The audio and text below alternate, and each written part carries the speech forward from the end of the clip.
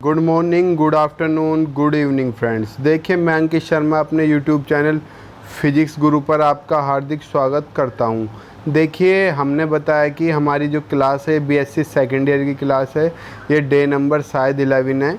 ठीक, आप देख लेना एक बार। इससे पहले 10 क्लास हो चुके हैं। हम आपका कोर्स कंप्लीट कराएंगे। देखिए, वैसे तो जो मैं आपकी क्लास लेता हूँ वो मैं बोर्ड पर लेता हूँ बाकायदा। इस क्लास को ऐसे लेने का रीज़न ये है क्योंकि आप देखिए देख रहे हो, इस क्लास में ओनली प्योर थ्योरी है। तो मैंने सोचा क्यों आपको बोर्ड पर लिखाकर बोलकर बोर करूं। मैं ऐसे करा रहा हूं और आपको मैं पीडीएफ डाल दूंगा इसकी, आप वहां से लिख लेना। ठीक, देखिए मैं आपको बताता हूं। जो हमारा पहला टॉपिक है लिखा हुआ है, आप देख रहे होंगे।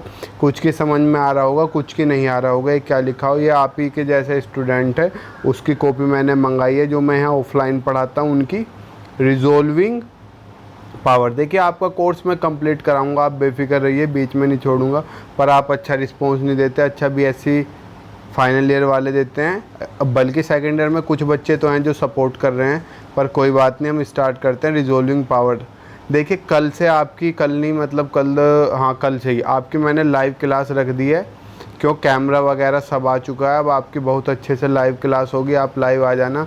मैंने जो बीएससी सेकेंड ईयर की टाइम रखी है वो 5:30 रखी है। अगर आपको 5:30 इवनिंग में पीएम, अगर आपको इस टाइम में कोई प्रॉब्लम है तो आप बता सकते हो, मैं टाइम में चेंज कर दूंगा। जैसे फाइनल ईयर के कुछ स्टूडेंट्स को प्रॉब्लम है तो हम टाइम चेंज भी कर सकते हैं। ठीक है, देखिए हमारा टॉपिक है रिजोल्विंग पावर। देखो, मैं आपसे कहूँ, एक ऑब्जेक्ट मेरे पास ये रहा, एक ऑब्जेक्ट ये रहा, इनके बीच में कितना गैप है ये रहा। आप देख सकते हो ये वाला इसमें गैप है। मैंने ये ऑब्जेक्ट और पास रख दिए।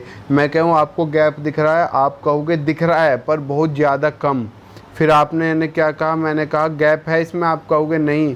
मैंने ऐसे फिगर बना दी, मैं कहूँ गैप है या नहीं, आप नहीं पढ़ पाओगे। आपको किसी इंस्ट्रूमेंट का सहारा लेना पड़ेगा, हेल्प लेनी पड़ेगी, जो बहुत ही मैं कहूँ नन्नक सा, जिसे आप चुन्ना सा बोलते हो, इत्तू सा कैसा मैं तो दिखा भी नहीं सकता। आप समझ जाओ दिल की फीलिंग, दिल की गहराइयों से।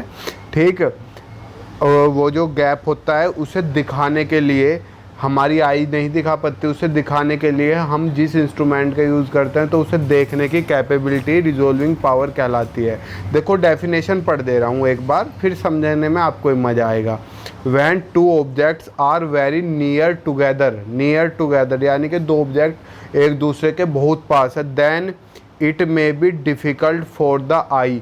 ये आई के लिए डिफ़िकल्ट हो जाता है टू सी दैम सेपरेट, उन्हें अलग अलग, सेपरेट SEPARAT, उन्हें अलग अलग देखना आँख के लिए क्या हो जाता है, मुश्किल। The separation of such close CLOSE close object is known as resolution. The separation of such close object is known as resolution. एक बार और बोल रहा हूँ, the separation of such close object is known as resolution. Separation क्या होता है, उनके बीच की डिस्टेंस ऑफ क्लोज ऑब्जेक्ट, यानी कि ऐसे क्लोज ऑब्जेक्ट को जिन्हें हम अपनी आई से नहीं देख सकते, उनके बीच की जो डिस्टेंस होगी, सेपरेशन डिस्टेंस होगी, उसे क्या बोलते हैं, resolution. So the ability of optical instrument to resolve the image of two close object is known as resolving power of that instrument। मैंने बताया था अभी 2 मिनट पहले कि जैसे हमने ये दो ऑब्जेक्ट बना दिए, ये तो एक दूसरे से ऊपर ही आ गए, बिल्कुल पास, यानी कि जिसे हमारी आँख ना कैरी कर सके कि ये एक दूसरे टच कर रहे हैं, नहीं। ये देखने के लिए हमें इंस्ट्रूमेंट का सहारा लेना पड़ता है। तो वो इंस्ट्रूमेंट जो इन्हें दिखा दे, इन्हें दिखाने की एबिलिटी हमारी न्यूड आई नहीं देख सकती, तो हमें उसके लिए किसी इंस्ट्रूमेंट का सहारा लेना पड़ेगा। और उसी इंस्ट्रूमेंट की एबिलिटी वो कितनी पास वाले ऑब्जेक्ट को दिखा लेता है, वही क्या कहलाता है, उस इंस्ट्रूमेंट का resolving power of that instrument. देखिए, अगर समझते हो ठीक है, नहीं समझते तो टेंशन लेने की बात नहीं है, तो आपकी लाइव क्लास में एक बार और एक्सप्लेन कर देंगे फेस टू फेस। अभी तो ये थ्योरी का पोर्शन है, इस वजह से मैं इसे इस तरीके से करा रहा हूँ ताकि आप लोग क्या कर सको, आप लोग लिख सको। ये PDF भी मैं आपके ग्रुप में डाल दूंगा, जो आपका ग्रुप बना हुआ, मतलब ब्रॉडकास्ट बनी हुई है। The resolving power of an instrument is given by lambda upon d lambda, where lambda is the wavelength of any line and d lambda be the separation between their wavelength। यानी कि ये दो light waves जा रही हैं, इनके बीच का distance, यानी कि आपने देखिए पूरी लाइट बीम चलती है इस तरीके से, उसमें वेव्स आप डिफरेंस नहीं कर पाते। तो इनके बीच डिफरेंस देखने के लिए आप जिस इंस्ट्रूमेंट का सहारा लेते हो उस इंस्ट्रूमेंट की दिखाने की एबिलिटी क्या कहलाती है, एबिलिटी क्या कहलाती है, रिजोल्विंग पावर कहलाती है। अब नेक्स्ट हेडिंग है आपकी resolving criteria for resolution, resolving क्या, सॉरी रेलीज, RAYLEIGH। भाई सुपर इम्पोर्टेंट 2021 लिख दो, यानी कि 2021 में आना है। अब ये क्या है रिलीज क्राइटेरिया? रिलीज ने बताया कि हम कौन सी को देख सकते हैं, हम कौन सी को नहीं देख सकते किसी इंस्ट्रूमेंट से। ऐसा नहीं है कि इंस्ट्रूमेंट से सारी देख लेंगे, कुछ देख सकते हैं कुछ नहीं देख सकते।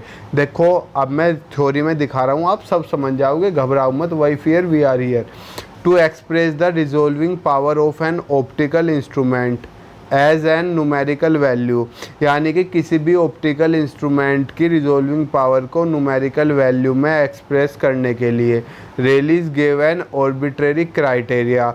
और रेलीज ने ऑर्बिट्रेरी मतलब खुद मानना हुआ एक क्राइटेरिया, एक क्षेत्र दिया। अकॉर्डिंग टू इट, इसके अनुसार the spectral lines of equal intensities are said to be resolved by an optical instrument when the central maximum of one coincide with the first minima of other। यानी कि एक की central maxima और दूसरे की first minima ये एक दूसरे के साथ जब जुड़ती हैं जब ही आपका रिजोल्विंग पावर की ज़रूरत पड़ती है। कैसे? देखो मैं आपको फिगर में दिखाता हूँ। ये देखो, ये आपके पास दो लाइट बीम है, एक ऐसे आई दूसरी ऐसे आई। अभी तो ये बहुत अलग अलग हैं, तो आप दोनों को न्यूड आइज से देख सकते हो, आप देख सकते हो। ये देखो ये अब एक दूसरे के पास आ गई, ये आ गई, तो इनके बीच में एक छोटा सा गैप है इस तरह का। इस गैप को बोलते हैं हैम्प्ड, ठीक। तो ये गैप अगर है तो हम इन्हें भी अपनी किसी इंस्ट्रूमेंट से देख सकते हैं। लेकिन अगर ये क्या हो जाए, ये ऐसे बिल्कुल और ऊपर आ जाए तो दोनों मिलके एक बना लेती हैं। देखो कैसे, ये आई फिर दूसरी आई बिल्कुल इसके पास, तो ये दोनों मिलके एक बना लेती हैं। अब एक बना ली तो हम इन्हें किसी इंस्ट्रूमेंट से भी देख नहीं सकते अगर ये थोड़ी थोड़ी अलग हैं ऐसे, ये रही। तो इनके बीच गैप है थोड़ा सा, यो गैप ही हम किसी इंस्ट्रूमेंट डिवाइस की वजह से देखते हैं। लेकिन ये बहुत पास आ जाती हैं अगर ऐसे ऊपर बिल्कुल, तो ये मिलकर एक बना लेती हैं, तो हम इन्हें रिजोल्व नहीं कर सकते। ये देखो लिखा हुआ in figure 1 A and B are the central maxima of diffraction pattern of two spectral lines of wavelength lambda and lambda 1। So due to the large separation between their central maxima two image can be seen separately. ये देखो figure 1 में तो ये अलग अलग हैं, यही तो बताया, तो इन्हें हम सेपरेटली देख सकते हैं, अलग अलग हम इन्हें देख सकते हैं। इफ़ आ जाओ आगे, if difference in wavelength is smaller the central maxima of the two spectral lines are closer figure 2 the resultant intensity curve shows a double humped curve with a clear dip in the center of two central maxima according to Rayleigh these two spectral lines are resolved।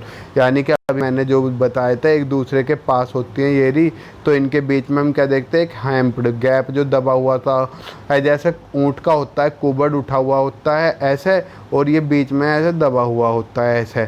तो ये हम इन्हें क्या मानते हैं कि ये resolve हो सकती हैं, इन्हें हम अलग अलग देख सकते हैं किसी इंस्ट्रूमेंट के डिवाइस से, इंस्ट्रूमेंट की हेल्प से, डिवाइस की हेल्प से। If the difference in the wavelength is so small that the central maxima of spectral lines come closer and there is sufficient overlapping of the intensity curve, यानी कि एक दूसरे के ऊपर पड़ना ही क्या कहलाता है, ओवरलैप होना, ठीक। So the resultant intensity curve shows only one maximum in the centre without any dip, यानी कि वे दोनों मिलकर क्या बना लेते हैं, बीच में कोई डिप नहीं होता, ठीक। Under this condition the two spectral lines are not resolve, यानी कि रेलीज ने बताया कि एक ऐसा भी सीन बनता है जिसमें हम हमेशा रिजोल्व नहीं कर सकते, यानी कि ज़रूरी नहीं है 100% कोई चीज़ रिजोल्व ही हो। बस आपकी ये डेरिवेशन ख़त्म, ठीक। कल करते हैं हम, तब तक के लिए good luck, all the best, be happy. कल मिलते हैं।